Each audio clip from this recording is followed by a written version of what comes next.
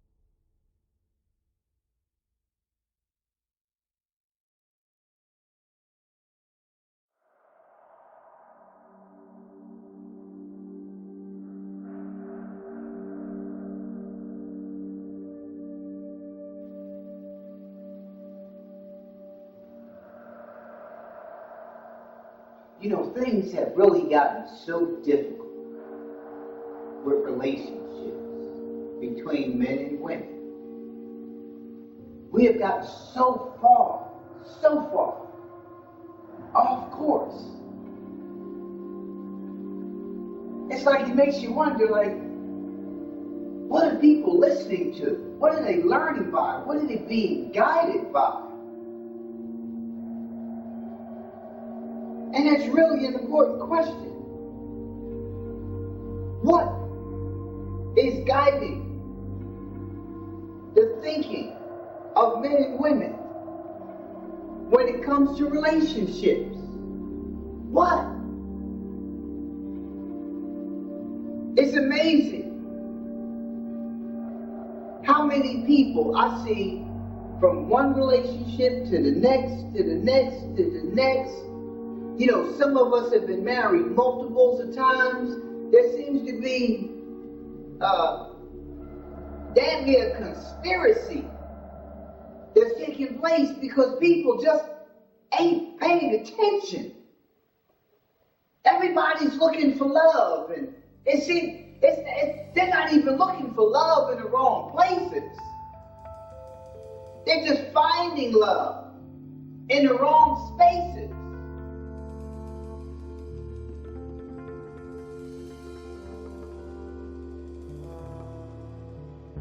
You ever wonder why cold cream stays cold even when it's not refrigerated? When ice cream melts, it's warm. You ever wonder why when you sneeze, you can't keep your eyes open? You ever wonder why? You ever wonder why you hear a song from a period of time in your life and your eyes begin to well up, or you begin to feel some level of anxiety, or your heart begins to flutter? You ever wonder about those things? I'm sure many of you do. I'm sure many of you have. But beyond just wondering about it, you don't delve into it. You don't do research on it. Well, some of us might. Some of us intellectuals might. But you really don't do a whole lot of digging. You just know that it's going to be cold. You just know that when you sneeze that you need to probably pull over. Make sure you put both hands on the wheel in case you're driving. Right? You know those kind of things. Right? You'll ponder the song a little, beyond the time, of its ending. But you really don't do a whole lot of research into it because it's nothing that really matters. So much so that you have to do that. But when it comes to human beings, right? We meet people and we see them before us. We admire their beauty. We admire their physiques. We admire what it is that they have materialistic. We look at them for what it is that they can offer us. What can you do for me? Right? Sometimes we look at people just for the plain old idea of sex. I like to hit that. Right? Sometimes we look at people and say, yeah, that would be a good wife. That would be a good husband. They can take care of me based on the materialistic things that you see before you. They enjoy conversations at the bar. They like taking long walks along the beach. They like taking walks in the park. They like doing those kind of things. Right? But that's all you see. And then during the course of that relationship development, you begin to look at that person through different lenses. Certain things pop up during the course of the conversation. It makes you kind of arch your eyebrow like, okay, what was up with that? Or you'll see a certain reaction from them toward a certain thing, and you'll once again ask yourself the question, okay, so what's up with that? You form a judgment about them. You form an opinion about them, right? Some of those things rub us the wrong way, and we begin to react towards those things. Even though we have an attraction to that person, we still really don't know what the attraction is. We're still figuring it out along the way. Sometimes we're still figuring it out 5, 10, 20, 25 years from now. We're still figuring things out as we go along. And people often ask the question, so how is it somebody can be together for so many years? For so many years. And now get divorced. They looked so wonderful together. They were such a cute couple. They were a cute couple. They looked good together. Every time you saw them, you saw one, you saw the other. They were just inseparable. But why are they not together anymore? What happened? What happened that they're not together anymore? And there are a variety of reasons why.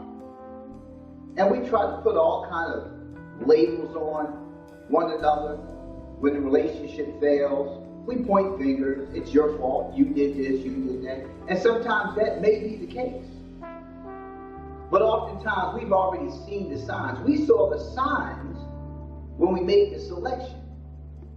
Because it was a familiar selection. We made that selection before.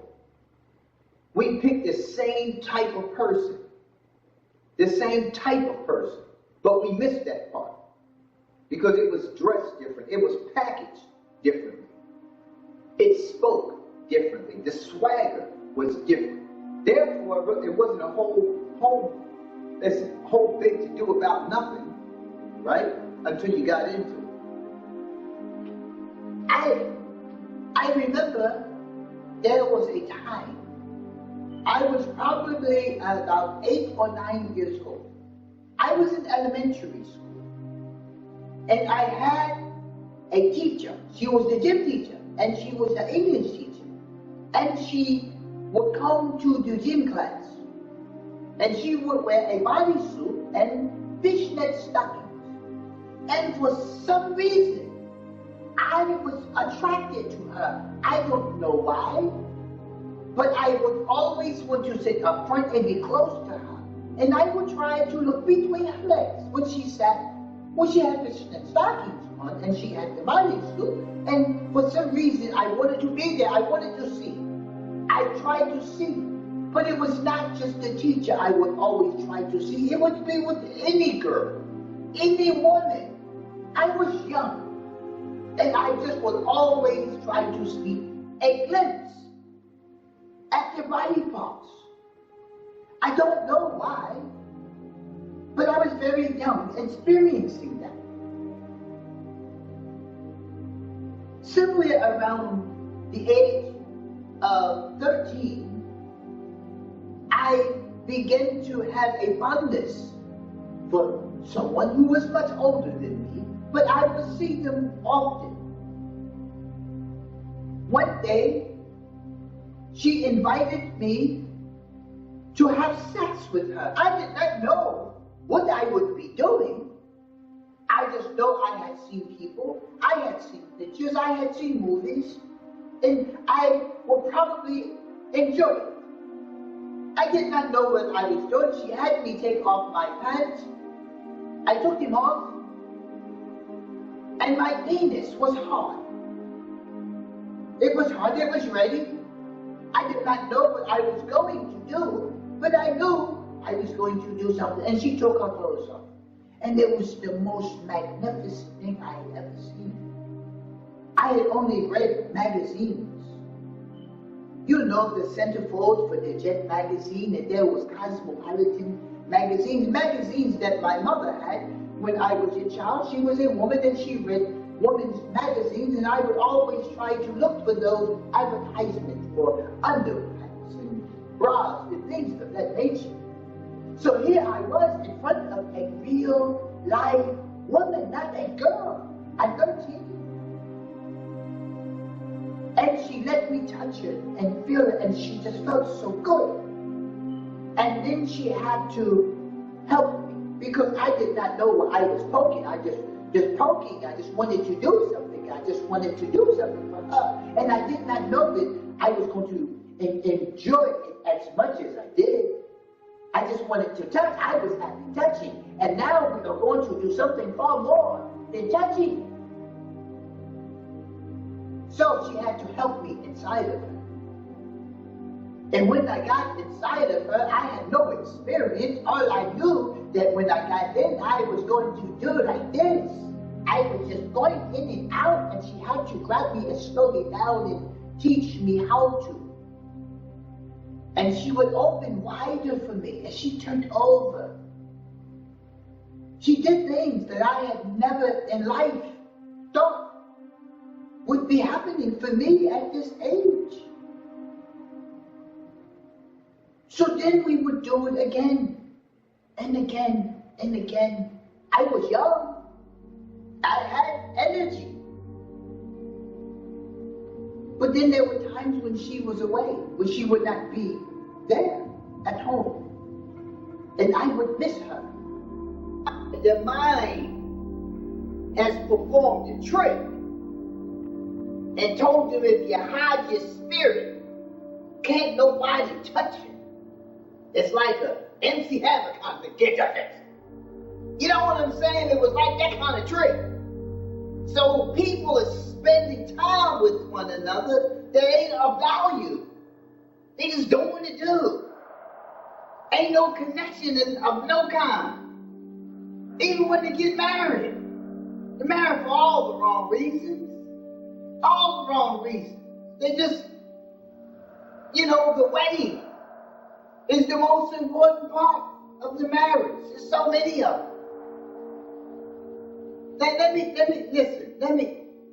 take you back to where all of this began and what we need to do to get back to where it all began. It's a real simple solution, but we have complicated life so damn much.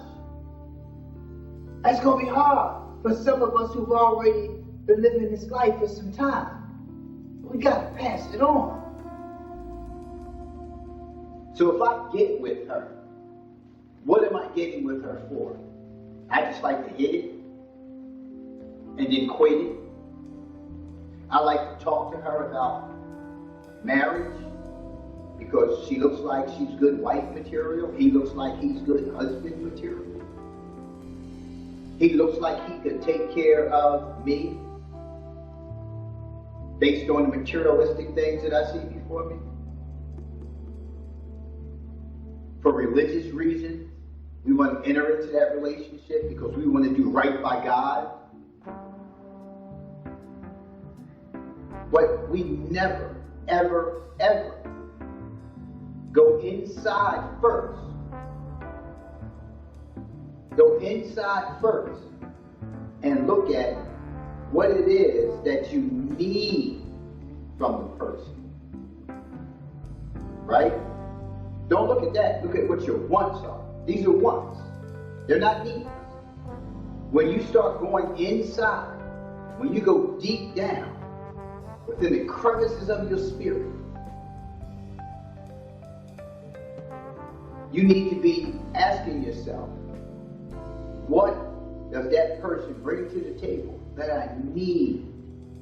If you need somebody to take care of you, that relationship ain't gonna last long. If you need somebody to make you happy, that relationship is not gonna last long.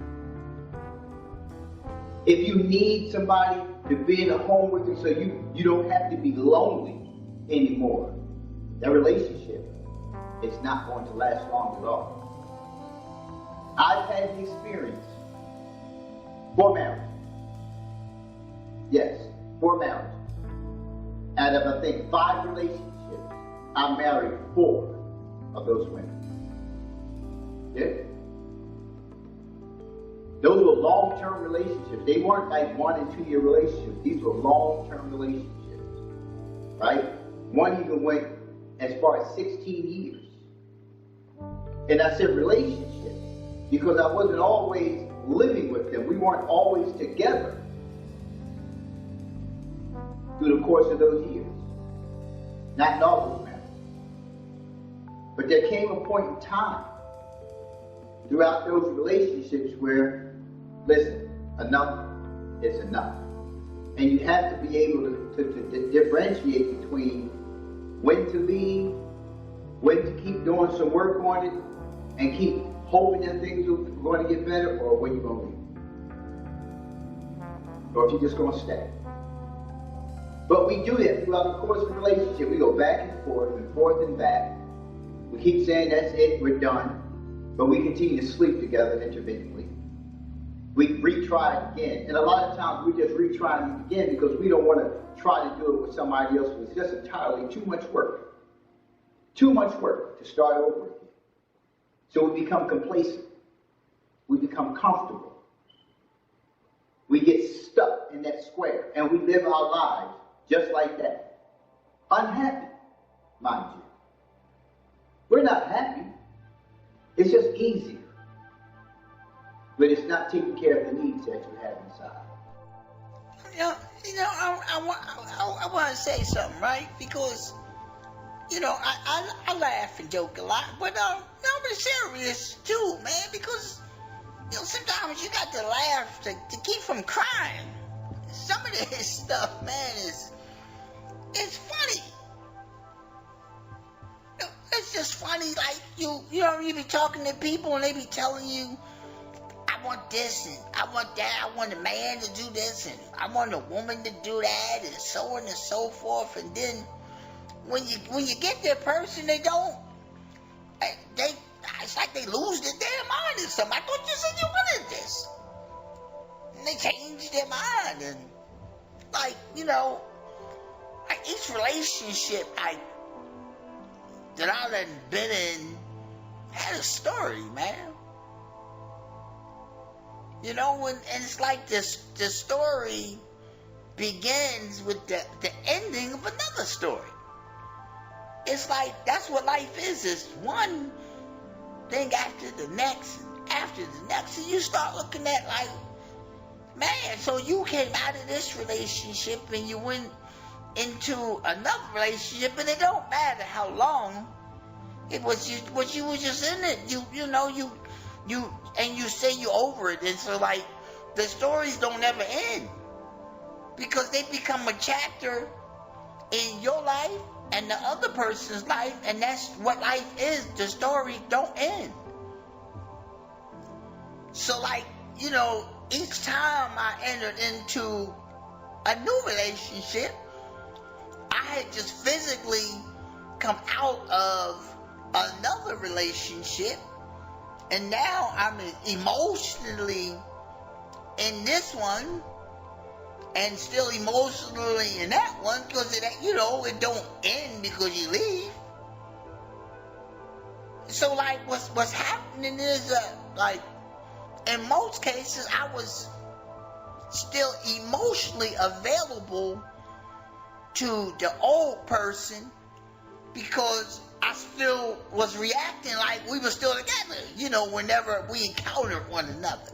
And, the failed relationship, it's just that. And what happened here, it failed. We still mad that it failed, but we ain't even together. And we still mad. You might as well be back in. And that's what most people do. They get back in because you in it and arguing and fighting and stuff. You out of it and you arguing and fighting and stuff. And then you still sleeping with each other. This isn't that thing. They still sleep with each other. That's not closure. You don't want no closure. You just want what you want. It's like, what is the expectation after finally bringing resolve to the presented conflict? What you think it's gonna be? If y'all could have worked it out together, y'all have worked it out together. Y'all still trying to work out your issues that ain't together. Why don't we work it out then? Why do you want to work things out now? Because I'm with somebody else. It don't matter. It don't matter.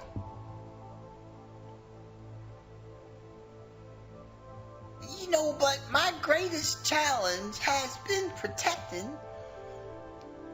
someone else's feelings by taking responsibility for their stuff. You call it codependence. I kind of know that now, but that was always my challenge, and that it can still be a challenge now, but you know what I'm saying? It's like I see it, I recognize it. Because all of your stuff, I just take it on the chin. You know what I'm saying? I would just take it on the chin, and hope that you would still love me. Like, just love me. Alright. Yeah, it was my fault. I'll take it. I just want you to love me. Just stay with me.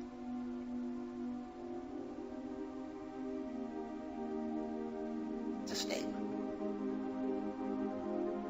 I don't know, man. I was very shy as a child. Very isolated. Off to myself most of the time. But I was not assertive in the area of approaching girls like that until I had that experience. Then that experience turned me into someone else. It was like I turned into an animal. All the little girls that I was playing with, I wanted to touch them. I wanted to do things to them. I wanted to go back inside of them. I needed that. So when we played those games at night, you know, to catch a girl, kiss a girl, and those kinds of things, I wanted to just grind. All I wanted to do was grind. I just wanted to get that feeling. I didn't care about her. I wanted the feeling. And they seemed to like the feeling, but I just didn't know where to go after that. Because they were not ready. They had not had the experience that I had had, so they just kind of just grind back a touch. They were young like me. So then the older woman who I was seeing would come back home and we would do it again. And she would leave and we would do it again when she came back. But then I still was not satisfied because I did not have any other little girls who were giving me sex. So I learned how to masturbate. Yes, masturbation. I learned how to make myself feel relieved. I would ejaculate. But not only was I ejaculating and this semen was coming out of me, there was something that was happening inside of me that gave me some sense of relief. I didn't feel as angry. Yes, because I was an angry child. I was a lonely child. I didn't like a lot of things about my life. I didn't like me. Very light. Was always called white boy. Was always teased by others. But she liked me. She gave me sex. But it still wasn't enough. I needed more sex all the time. All the time I wanted sex.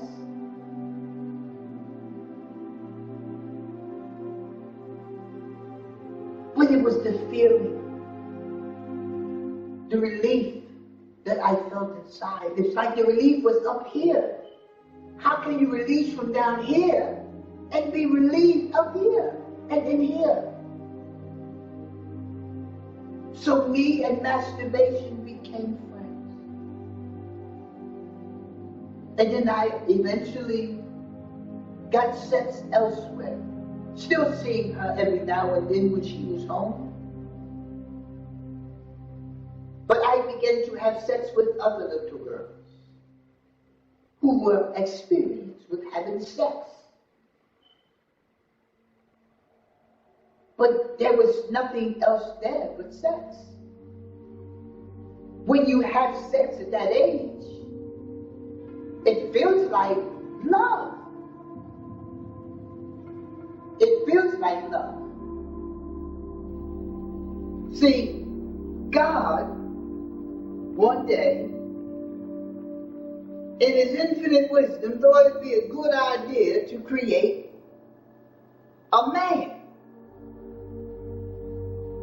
And He created this man. He fashioned him from soil from all over the world. Because this one man would represent all mankind. And from his loins would come forth all mankind. So this one man, He created. And he named him Adam. And he taught Adam everything about his creations, all the names he knew. He pretty much knew what it is that they did, what they were responsible for in the land. And Adam knew what his responsibility was to the land and to God. I mean, what else would be your responsibility when somebody creates you but to serve them? So he served God. He lived in this land with the lions, the tigers, the bears, oh my. Yeah, none of them spoke his language. He didn't growl, he didn't chirp, he didn't hiss, but there was a hiss around. But he didn't do any of those things. He didn't speak any of their language, so there was nobody for him to talk to, nothing for him to have any kind of, like, man to something relationship. They didn't have anything in common other than the Creator. Right? So, you know, Adam was living his life. Now, how long he was in this place that he was in, nobody can say for certain. Only God himself knows that. And Adam, because he was there. Oh, he was there because it was him. But it was a matter of, he was in this place and just wandering aimlessly, being a good servant, toiling in the land, experiencing some things, sitting around picking fruits from the trees, the bushes, nuts and berries, all those kind of things. In an environment that reeked of nothing but frankincense and myrrh. Oh, what a smell to be inhaling every day. That's how Adam was living. A lot of us who are in relationships don't even really know our partner, because they're still with your representative. See, you don't know when the representative leaves. You really don't. Because a lot of times, the person doesn't even have the opportunity to grow with you. You don't have an opportunity to grow with one another, to get to the point in life, right, where you send the representative on their way, and you're with the real person.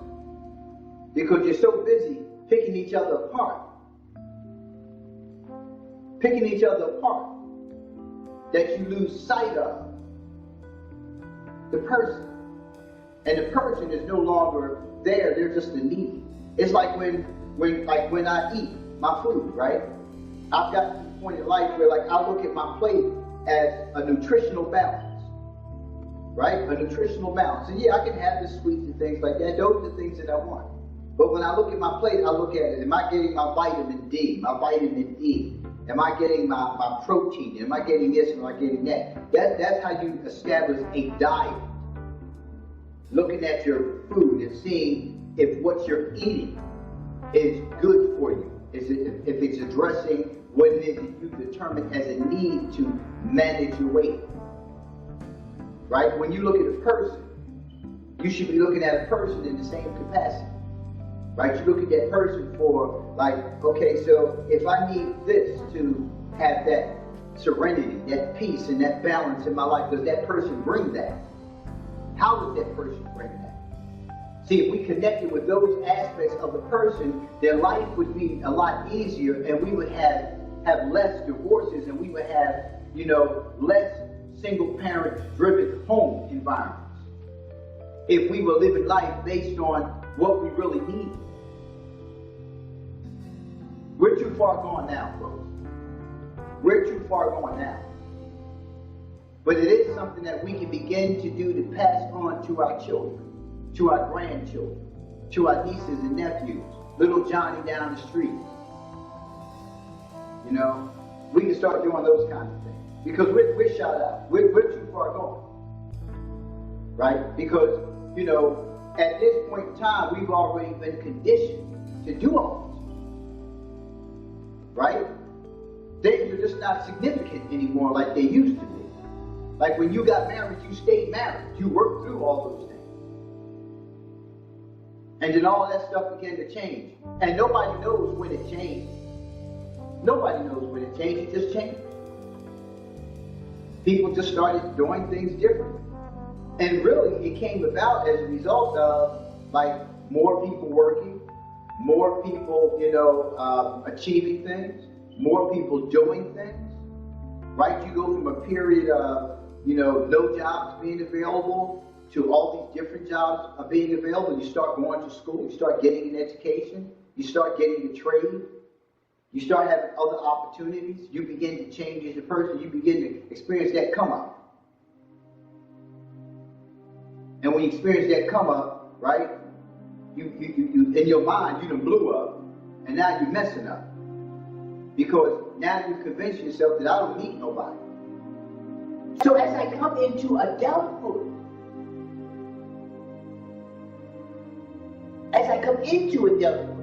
because I believed that I was a man now because I was having sex with a woman. I was told that is my manhood, that is her womanhood, therefore I am a man. So when I am of age, that says that I am now a man, I believe that I was already a man. I'd already had sex. I proved myself. She felt good. She gave me more. Therefore, she had to love me. They all had to love me because they all wanted more. But I was so devastated with the first one when she left. Every time she left, it was so heartbreaking. And then eventually she moved away. When she moved away, I had no one. I was heartbroken. Therefore, I had to find something to do in between. Masturbation was not enough. Another little girl, another woman had to be there. So I developed this insatiable appetite for sex. And I began to have sex with lots of girls. No, I'm not Will Chambers. He had with thousands. I didn't have thousands. But I had sex with a lot of girls. So by the time I found myself with someone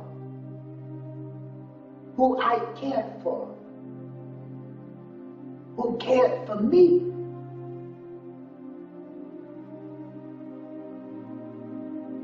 we did not have sex.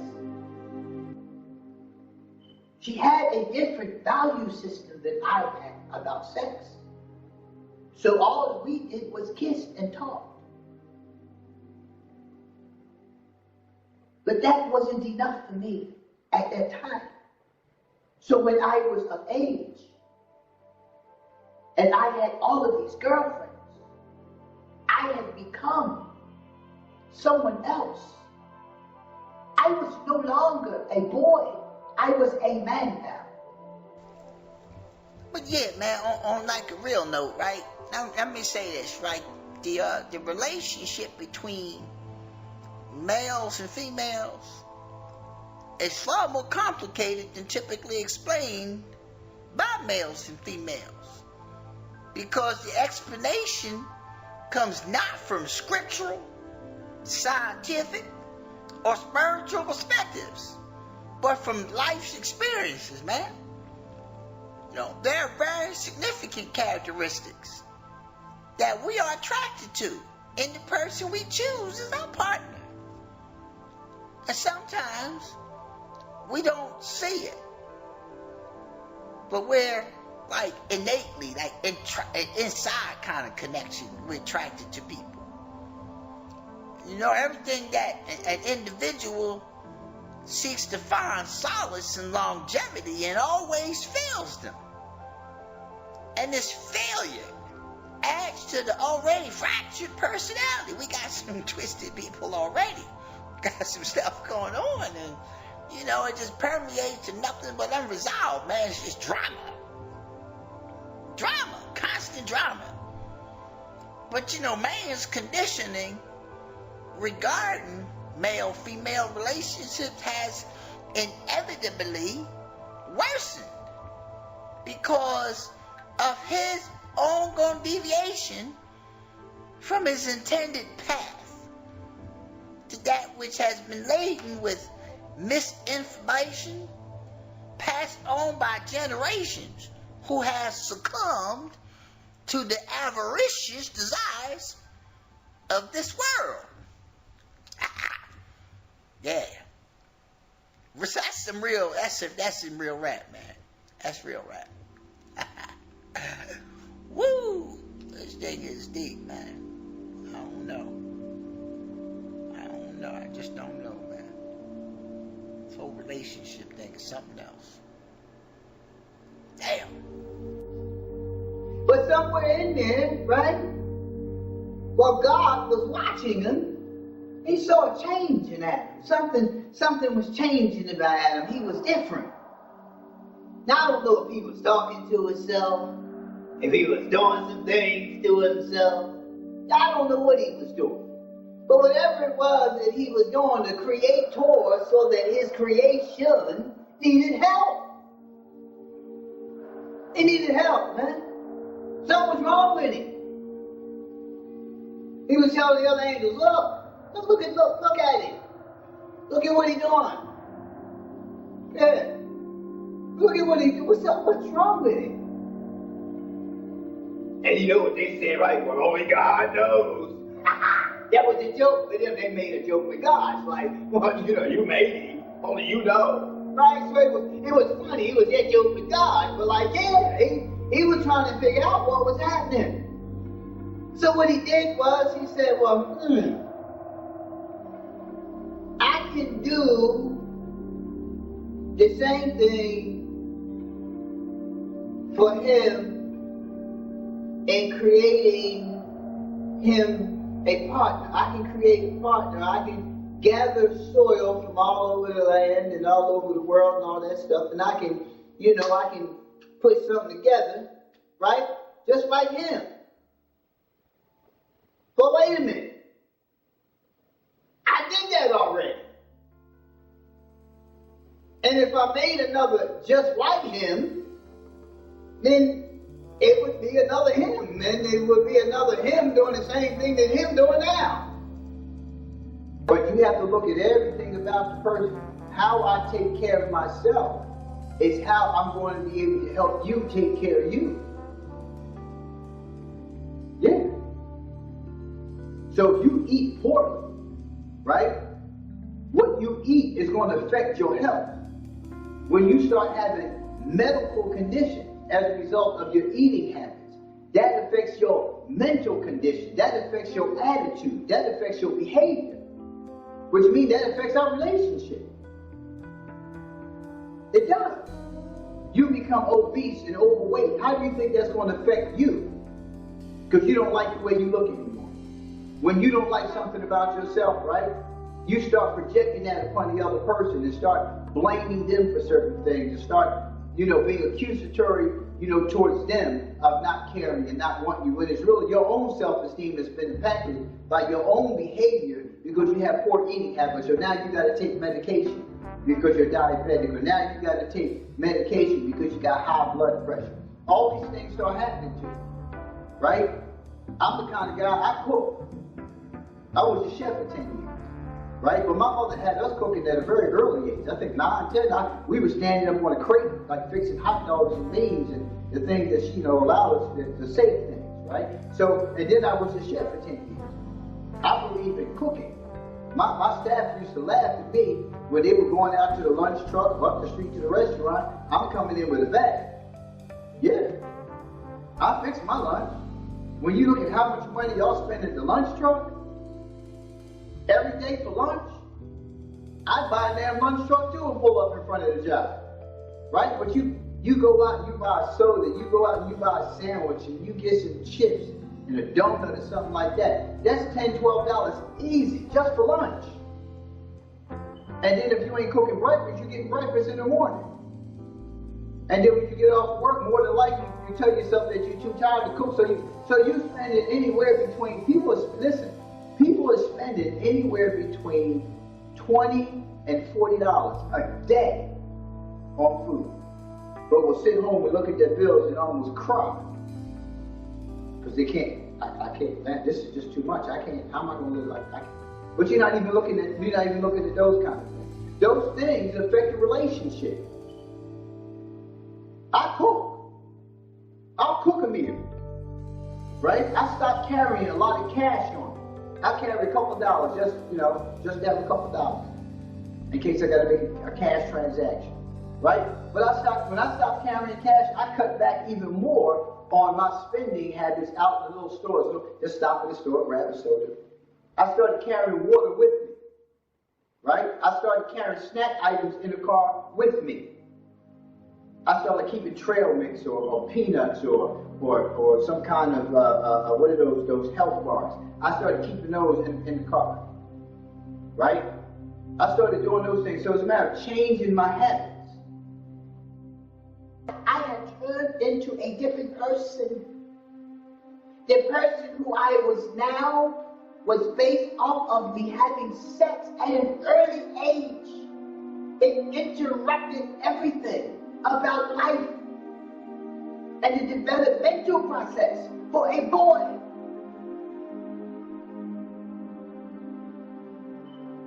So I found myself in all of these sex ships, not relationships, they were sex ships, but we called them relationships. But it is so funny how the two girls in my life, when I was 15, 16 years old, the two girls who I really liked, I did not have sex with. Not because I didn't want to, but because of how they saw themselves. I am sure that had I stayed with them, one of them, at that age, that what I probably would have done was marry them, and I would probably have not been married 4 times because of the value that they had for themselves. But that is not my conditioning. That was not my conditioning, because what reinforced that behavior was the behaviors of everyone else around me. Everybody was having sex. But some would say they were having sex, but everybody was having sex, especially the adults. And not only were the adults having sex with their wives or their girlfriends or their boyfriends, but they had other people who they were having sex with too. If I didn't see it, I heard the argument about it. You get thrown out. You cannot come in the house. You need to move elsewhere. You cannot do that. But they did that. And eventually they moved back in. I saw a lot of bad examples. A lot of bad examples. What the problem was that I did not understand the difference between sex and love. I thought sex was love. If I gave you sex, you love me. If you love me, you do things for me. You do things for me. But that was not the case. Some just wanted sex. They did not want to see me over and over again. That's not a solution. So what he said to himself was, self, if you take a part of Adam and put it in Eve and give her something else, but give her a part of him so she can be connected to him, right? Then we may be on to something. And he took the part from Adam. I don't know what part it is. Make up one. He took a part from Adam and put it into Eve's being that he was making up. Right? And bam, there she was. Finished product. Help for Adam. Yeah, that's what Eve was created for. Adam needed help. So God sent him help. As he always does. Don't he always send help? Yeah. Here's Adam, the first one to get the help. Look, the first one like him to get the help. So, Adam was chilling, laying down, so exhausted from the day, and he heard, some unfamiliar sound. It was probably Eve who was trying to creep up on him, but she didn't know Adam already had that trick under control. Wasn't nothing creeping up on him, so he sat up. And he looked around, and there she was. Lord, what do we have here? What do we have here? And God said to Adam, Adam, he said, yes, Lord. This is your wife. He said, my what? He said, this is Eve, your wife. Each time something happens, we help in suppressing it by causing diversions in our lives. We divert our attention to other things. We try to avoid thinking about it. We try to avoid looking at the situation. And over time, we convince ourselves that we have. Failed relationship, you get over it. That's what you tell yourself. I got over it.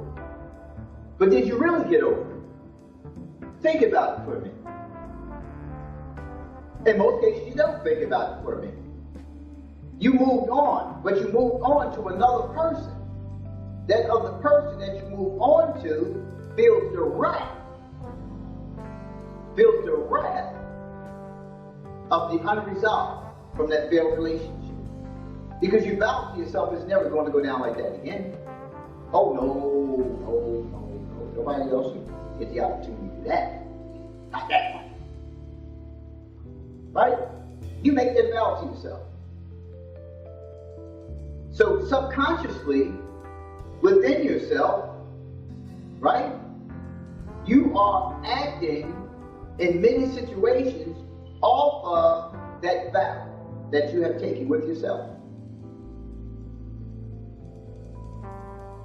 The net relationship failed. Another vow was taken. Oh, I'm not going to go for that again. No. Got that one before. I learned my lesson. But remember this. When you select a person, you select them for what you want. And what you want in that moment is the determinant for whether you connect with that person or not. So the place that you're in spiritually, the place that you're in mentally, that's where connection is made. But what you lose sight of is you are being attracted to the same exact person. Because you brought no resolve within about that failed relationship. Bringing resolve to that means that you need to take a look at yourself.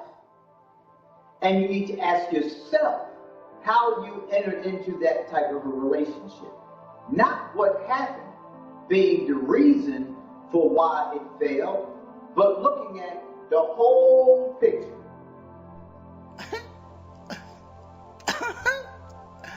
Man, I just don't understand. Why is it,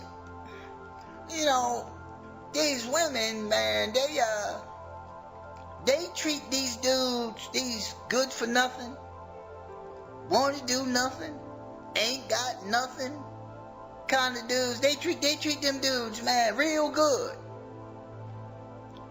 They roll out the red carpet for these dudes, right? Give them the keys to the car, keys to the crib, their own bank card, the pin to her bank card, right? Full access to the crib, everything. Just give it all to me. The nothing dude. But then here I come to do everything. Give you everything. Want the world for you, dude. and I get stepped on. I get treated like pure D. Y'all know what I want to say. And y'all know who I'm talking about. Because it's you. How is that, man? You know, and you know that it's you because you're sitting there saying, well, yeah, I remember Mike. He wasn't about shit, but, you know, that thing was good though. He hit it right. But you want him to love you and all this, and he don't love you. He loved you, Mary, Shaniqua, Roxanne, Barbara. He loved all of them too. You fight them. Yeah, I'll cut a bitch. Mess with my man. He ain't even yours. Don't take no pictures with you. You gonna take some damn pictures of you. You don't take no pictures with you. But you treat him so good. I just don't understand that, man. I don't. I swear I don't. Till death do we part. I always sign up for that. You had more damn excitement with the wedding than you did in your own damn marriage. All I got was attitude. Things got to be your way. We can do the same damn thing, say the same thing. You call mine problematic. I'm problematic when I speak my mind, but when you speak your mind, I'm just speaking what I feel. But what the hell is the difference? I feel it, you think it. But you tell me it's different. Make no sense to me. You want a good man. Good for what? Good for what? And I still keep winding up. Empty-handed. I'm tired of being empty-handed. The hell with a relationship. Sick of it. Shit, I'd rather go to the toy store. At least you ain't got to deal with no negativity. Get it in, get out, keep it moving. No gain, no pain.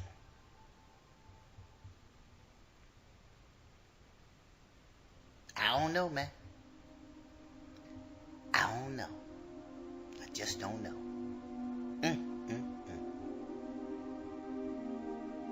Yeah, LOL on that one.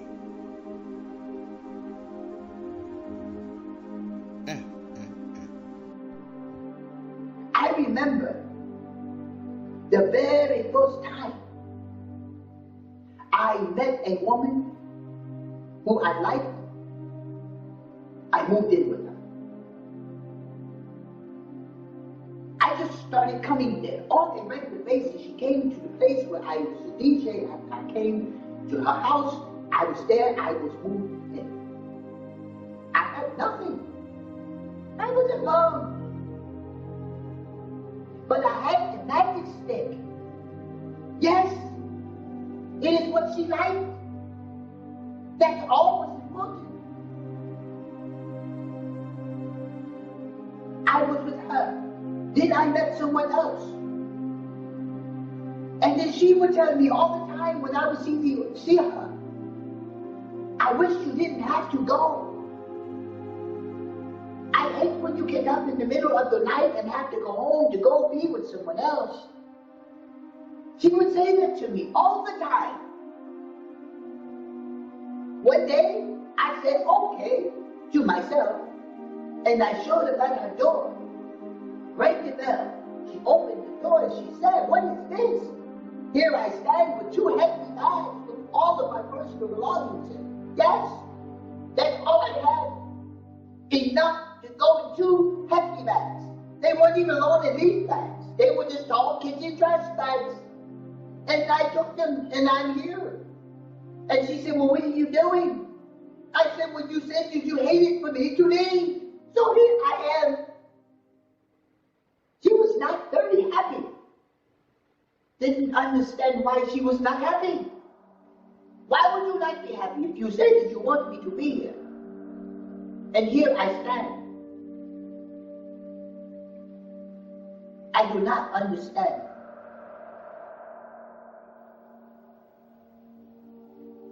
And he just looked. And he smiled. Because remember, that part taken from him was put in her, so there was a connection. An innate connection already made. Now also remember that Adam knew the purpose of everything, every other creature. From the ant to the anteater, to the eagle to the sparrow. He knew all their purposes. He knew them all by name. God just told him that this was Eve, his wife. He had no clue about this one. He didn't know what an Eve was. There were no other Eves. And he was taken aback a minute because, like, okay, so I don't know what she does.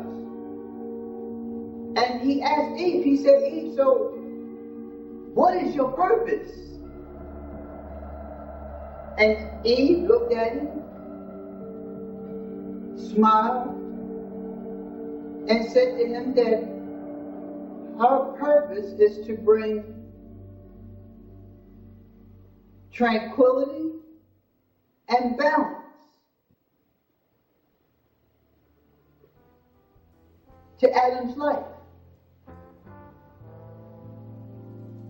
That's my purpose, Adam, to bring tranquility and balance to your life. When you have sex with the person, they are entering into your spirit. If you are a woman, if you are a man, you are entering into her spirit. Yeah, it's not just a vagina. It's not just a penis. There's something that happens. There's something that happens. But because we have become so irresponsible with sex, because we've developed this insatiable appetite for sex, nothing else matters. Even when you sit down and say, well, listen, if we ain't married, you ain't getting none. So you get married. So you can legitimately have sex. So you can do right by God. It doesn't change anything. Because if you're doing right by God, then you have to look at the need. Your need. See, when I entered into these marriages, I had a discussion about a lot of things. And when I entered into my religious practices, I had even more dialogue about things. Right? But the most important aspect of all of this is that when something goes wrong in the relationship, when stuff goes to the left in a relationship, it is so important that you have a foundation ingrained in divine precepts, whatever your practice is. You have to have God as a go-to source. This is what gets your spirit in alignment. Even if what's coming from the other person, right, is not aligned. You get your spirit in alignment when things start happening and you go to God. You start asking questions of God. Then you have to pay attention Right? This is where the problem comes in. Because you got to pay attention for God's response to your question. You got to pay attention. But when we're so wrapped up in the individual, we've lost sight once again of God. See, we only go to God when the pain is there. When the pain is there. Not when the difficulty is there, when the pain is there. See, when the difficulty arises, you kind of work on it yourself. But remember, you're working on the difficulty with what? The vows. Not the marriage vows, the vows. The ones you took within yourself that I'm not going to do this anymore. I'm not going to accept that anymore. I'm not taking this from another woman. I'm not taking this from another man. I'm not doing this again. It stays there.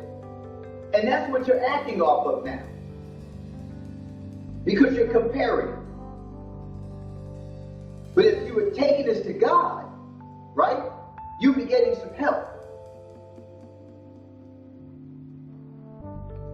Because once you start dismantling your partner, it's downhill from there. It's like the rabbit hole. You just spiral down quick. It just zoom. Right? That's what happens. It's all downhill because of the vows that you took within yourself. And people lose sight of even their marriage vows. Forgetting about the twain. Forgetting that it's me, you, and God. I've been trying to think, man, why, like, you know, you be in the relationship, man, and y'all living together and stuff, and she be, like, rationing out the booty. Like, what you saving it for? Like, I ain't gonna let you beat it all up. Boy, you said it was fine a minute ago. You got other plans? Well, why are you admitting if you got other plans? I don't, there's something you say that don't make sense, man. It's like, well, no, you had it yesterday. Why you gotta get it today? Well, why can't I get it today? I can get it today. What? Well, yeah, you gotta give it a rest sometime. What do you mean give it a rest? What are you talking about? You know what I'm saying? So, like, you gotta look at this, like, listen to this, man. Like, so studies, man, have shown that, like, a very negative effects, man, upon males and females, especially those who engage in sex under the age of 15 years old, man.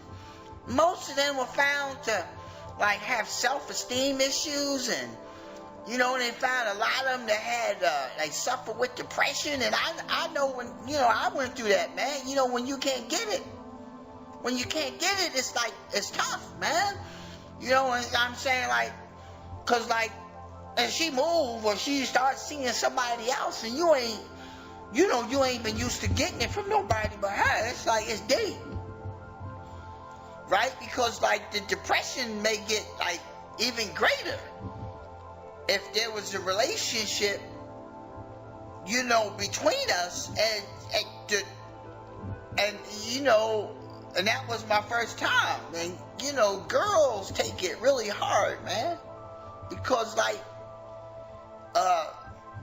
they value what it is that they giving to you, and, boys don't care, man. They just think, like, yo, put it in, whip it out, do everything with it, all kind of stuff, because, like, the boys is taught to not deal with, their emotions. You know what I'm saying? They taught to not deal with their emotions. So, they start, like, lashing out at people. Because you don't know what else to do with it, man. You don't know what else to do with it. You just go through all kind of changes and stuff, man, because it got to get out of you. You know what I'm saying? You got to get the thing out. Got to get it out. You got to get it out. And, some dudes become, like, real aggressive towards others. Right? Especially towards women, man, because they be trying to, like, validate that masculinity. You know about the masculinity? Got to defend that thing. You got to know I'm a man. Yeah, I'm a man. And we playing with me. Come here. Turn your ass around. Woo! But you know, you're gonna get some when males have like a female dominated environment, like this, just like the mom is just running the crib and dude ain't there who's supposed to be running the crib. You know, it adds to that too, man, because, you know, we be talking about how, like, oh, you smelling yourself. Well, I'm not trying to smell myself. I'm trying to smell somebody else. I'm trying to get it out. That's what I want to smell. You know, what's wrong with my, I ain't smelling myself. I need to smell her. But I just can't, because she gone. You know what I'm saying? Because she gone, man. And it's hard, man. What do you do there? Everybody else talking about what they done had last night, last week, this morning and stuff, and I'm sitting there playing with myself because I can't get it from nowhere else. I'm messing with no old ugly chick, you know? So I got to hold on, you know, to hold on. I don't know, man. I don't know. Just don't know. Yeah, LMFAO on that one. How about that? I tell you. Damn women, man. Damn women. But this is a matter of communication. You say one thing, but you want something else. What do you want? I don't understand what it is that you want. I don't know how to make you believe anything because I don't know what it is that you want. You tell me over and over again, you say that you want me to stay with you, and I stay with you. I stay with you all the time. Now that I'm here with you, you are not here with me. You are outside. You are at a trip. You are on a business meeting. You are somewhere, but you are not here. So I wait, and I wait, and I wait, and I don't see you come home until later. When you come home, you are tired. I don't think that you are with anyone else. What do? You are not with me. Why are you not with me? You say you love me, but you're not with me. As you should be. This love thing gets very confusing because it makes you think that you should be doing things that are not consistent with what love is. Love means you are with me, not against me, not at odds with me. Love means that you do things with me. We spend time together. But I found that is not true either. That is not true either. What happens is we become different people to appease different people. We look at circumstances and we say, okay, well, you want me to do this, I will do this. You want me to do that, I will do that. You don't like when I do this, I will start doing that. Even though it is a struggle for me not to do it. It would make you unhappy, I do not do it. But I do not get the same from you. From you, I don't get the same thing. I get over and over and over again, you must do this for me. Why do I must do this for you? Because you do this with me. That gives you the right to do anything that you want to do with me. I do not understand that. That is something I have to begin to understand. I really have to begin to understand that. That because you are giving me Jagger, I am giving you dick. That should be enough. But that is not enough. Now you want money, you want me to pay bills, you want me to buy, you want to wine and dine. What do I get for that? So you say because you give me China, that is it. That is what I give you. And if that is not enough, then you should find someone else. And Adam, at this point, was just so beside himself.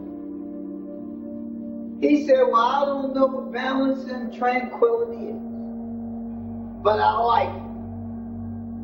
Let's go.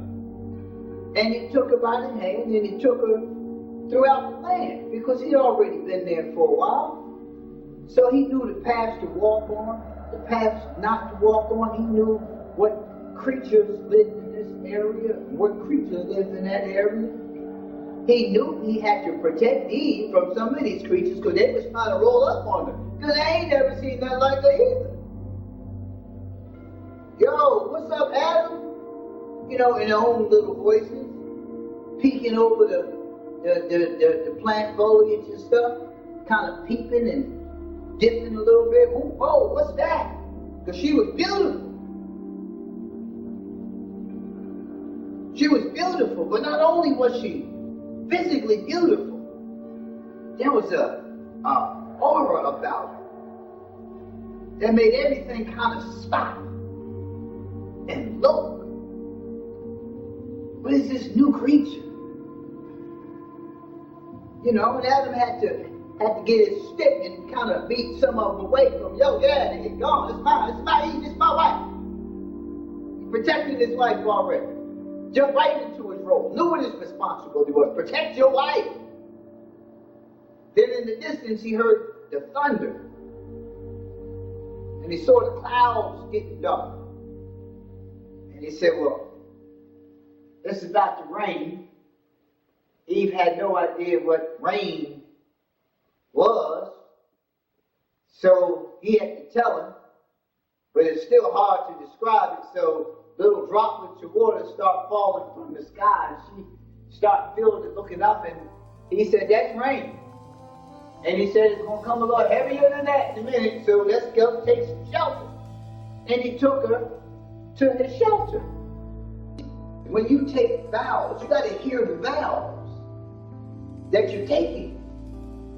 And a lot of times people just standing there, they're just so happy that they're standing at the altar. Oh, she loves me. He loves me.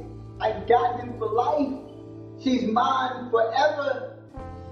That's all you hear in your mind. That's all you hear in your mind. You don't hear what nobody's saying. Right? Sometimes the minister has to repeat himself. Because you didn't hear it. Oh, I'm sorry, what did you say? I was right? That's where you're at. And you just go on, you exchange the reins, and you're not hearing what's being said. You're not hearing what's being said. Now, some of y'all will never even get to that point. Y'all will just be in and out of relationships and never marry. But you will still go through the same emotion when it comes time to address issues. You will still be stuck on your own vow. Because you vowed never to do this again, never to do that again.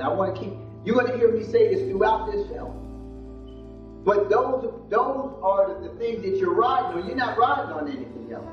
So the next person that comes along never even has half a chance. Each failed relationship, right?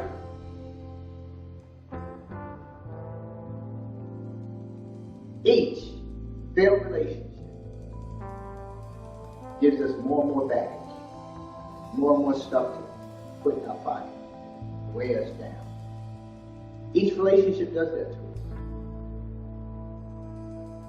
And I don't care how much time you spend alone. I don't care if you take a year break, 6-month break, 1 week break, 5-year break. It doesn't matter. Because during the course of that break, all you are doing now is becoming acclimated to being by yourself, so your condition is changing. So you go from a condition of being in a relationship with someone. Years go by, you're in that relationship, you change. You become acclimated to being with that person. You become acclimated to doing things in a particular manner. You become acclimated to that. When you break off from that person, you have to reacclimate yourself. Because you weren't always in a relationship. So you reacclimate yourself and you try to get back to the position that you were in, back to the condition that you were in before you entered into that relationship. Then you let somebody in. And you get acclimated to that person. And you get acclimated to how they do things. You get acclimated to what it is that they want. You begin pleasing them. You begin displeasing them. Right? So that's another acclimation. Right? But all the while you're telling yourself, listen, I ain't going to get caught up like I did before and start making some of the mistakes that I made in the last relationship.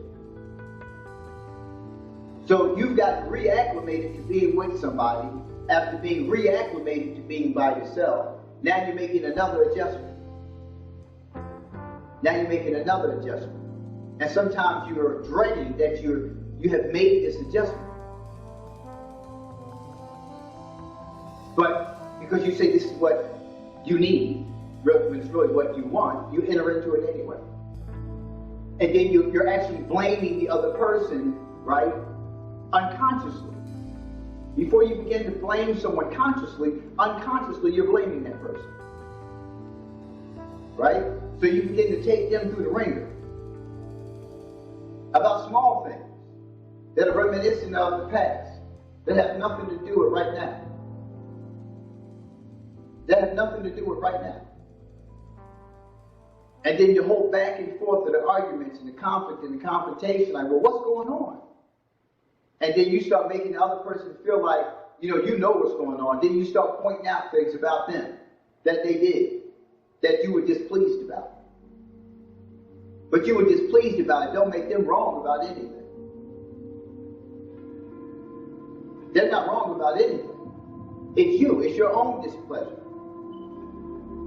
It's your own displeasure. And they sat there and they watched the rain. And Eve was just amazed. And Adam was telling her about the purpose of rain. Yeah. He was telling her about the purpose of rain. And she was just like ecstatic about rain's purpose. But Adam wanted to get back to her purpose. He wanted to tell me about this whole balance and tranquility thing. And they begin to talk. And he began to feel the conversation. So you know how we say, you feeling me? Well, he was feeling Eve. And Eve was feeling him. But there was something taking place inside of Adam that he was beginning to feel different. He was resting his eyes upon a thing of beauty that was there to bring tranquility and balance to his life. This was his wife. Center of attention. The only thing he wanted to focus on is mine. And they began their life. And she taught him things about himself. Things that he once did, his, parts of his character that had developed as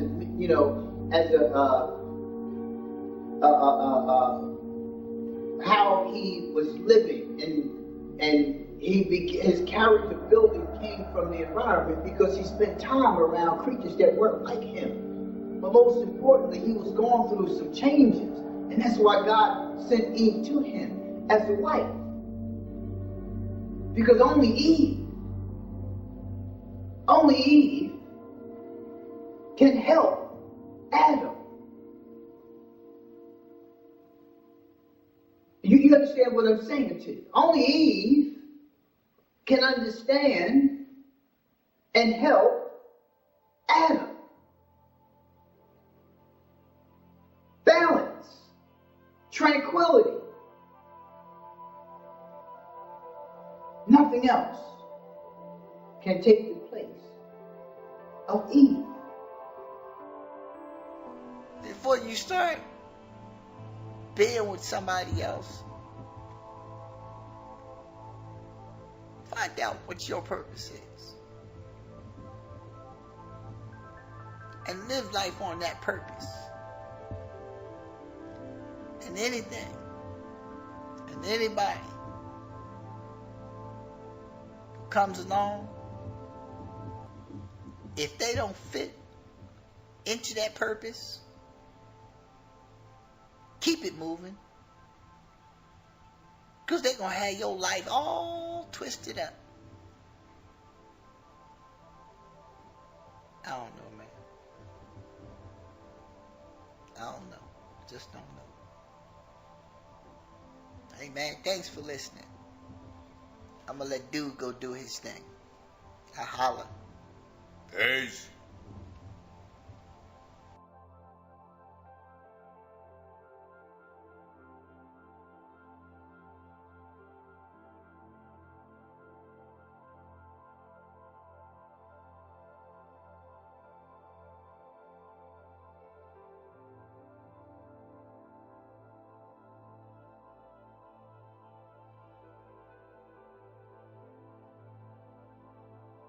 I was a doormat for a long time, by choice. Ain't gonna blame nobody.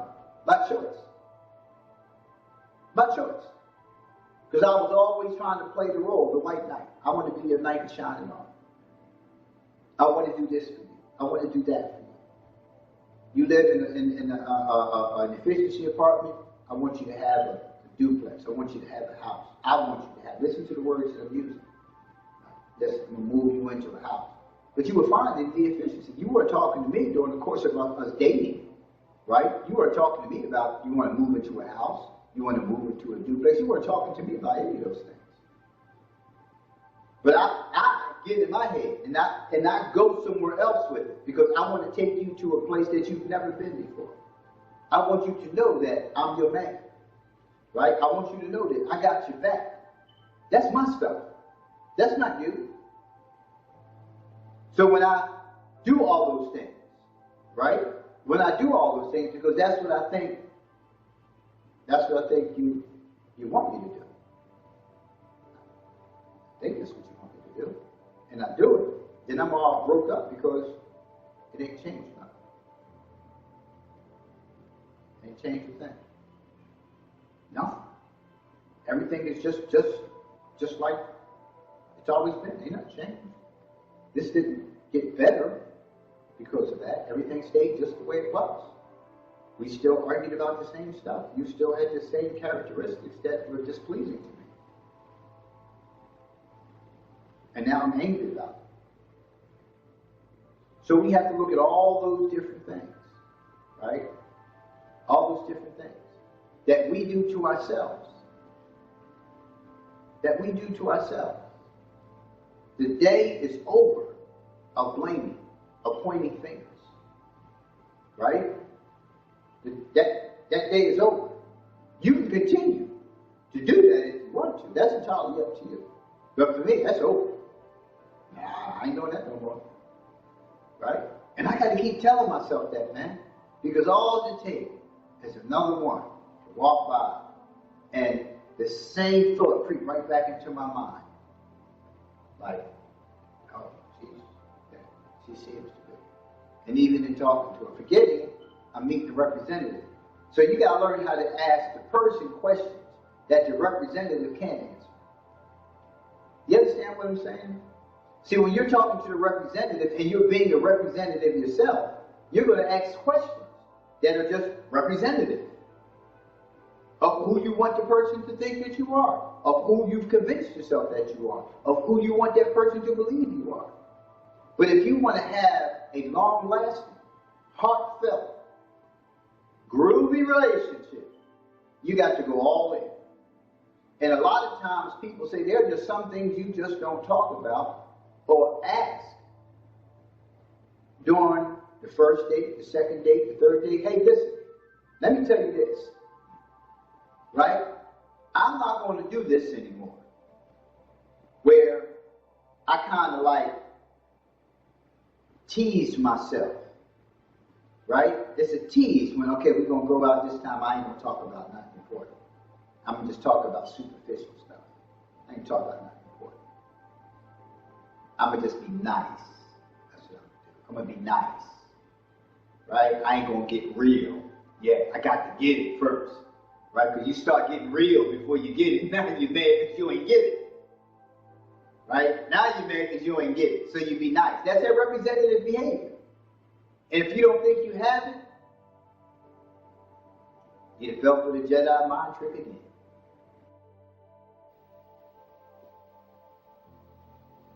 But as I started with in the beginning, I started with the confusion, the conflicts, and the controversy that we continue to go through in our relationships because we don't treat our women like Eve in terms of her purpose from God. We're not treated like the Adam, which was intended for Eve as a means of protection, a provider of shelter, food, all those other things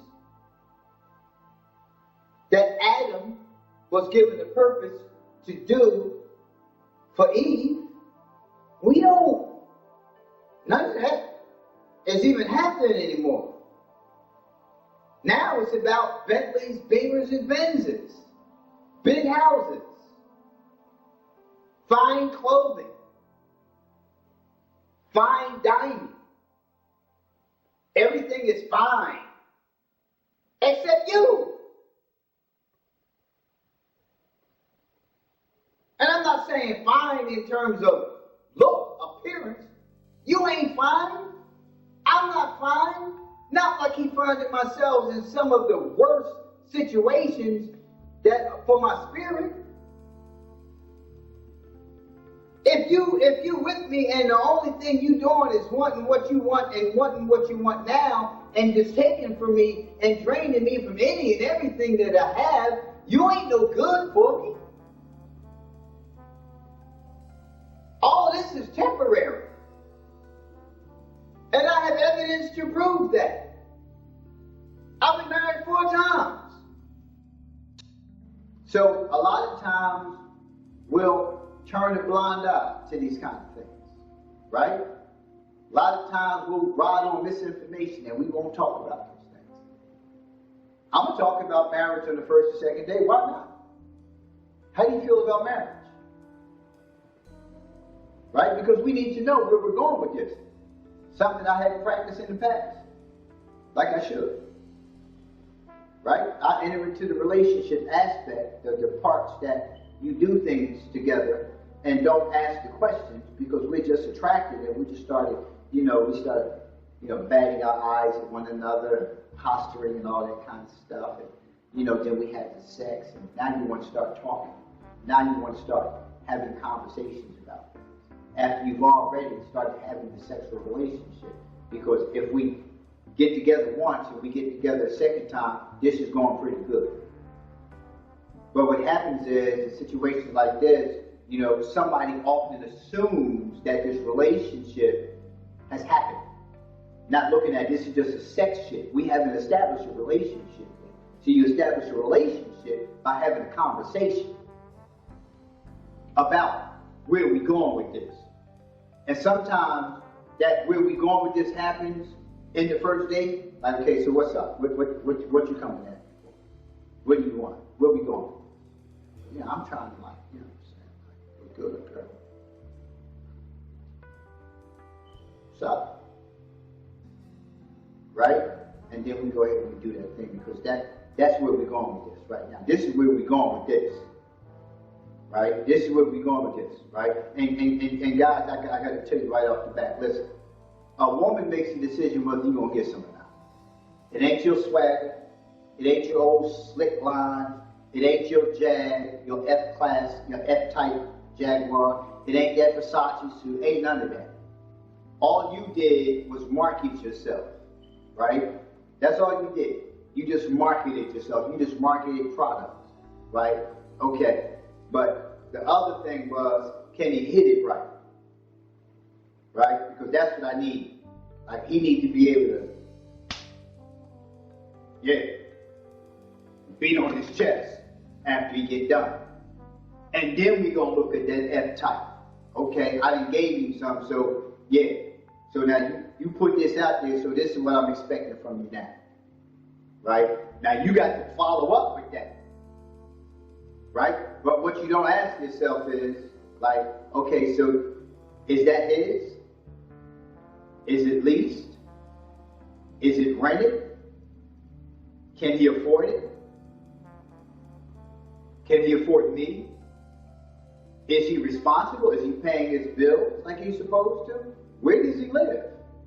Who does he live with? You know, these are some questions like you start asking afterwards. It's too late now. I ain't got it. And if it's a good shot, you gonna go back. You going back. Right? You going back. But you're already stuck. No pun intended. You're already stuck. You're already stuck. But again, your needs are still not being met. So you're not happy with this. You're not going to be happy with this. Because all you did was satisfy that id, that part of self that just wants what it wants, and it wants it now. And it don't care about nothing else. Just give it to me. Give me mine.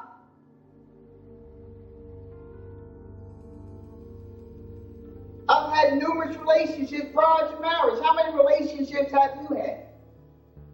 How many of them you thought was the one and they ain't the one no more? Think about it, people. There's a reason. We all making the same damn mistake. We all keep deviating from the intended purpose. Because we want what we want. We're not getting what we need, we're getting what we want. We're telling ourselves what we want is a need and it's not.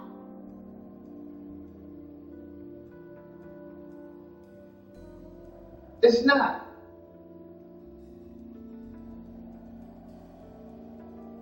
When I ask the question, why are you my ex?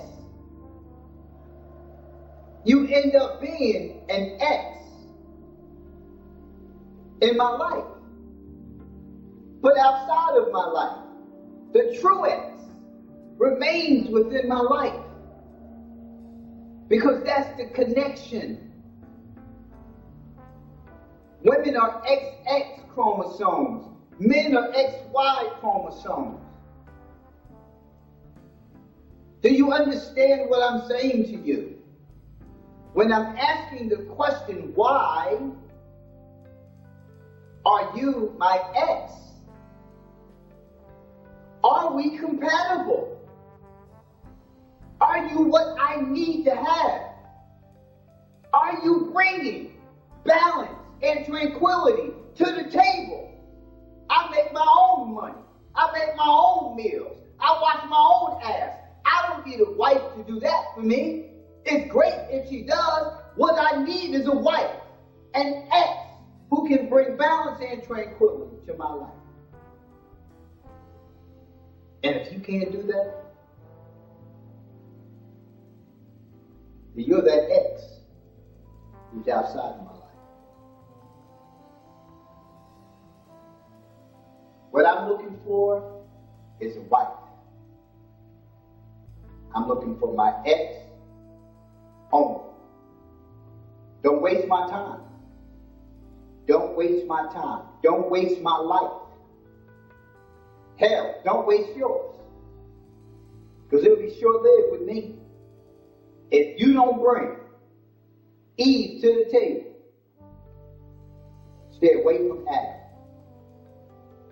So stay away from him. Stay away. Now you know why you are my ex.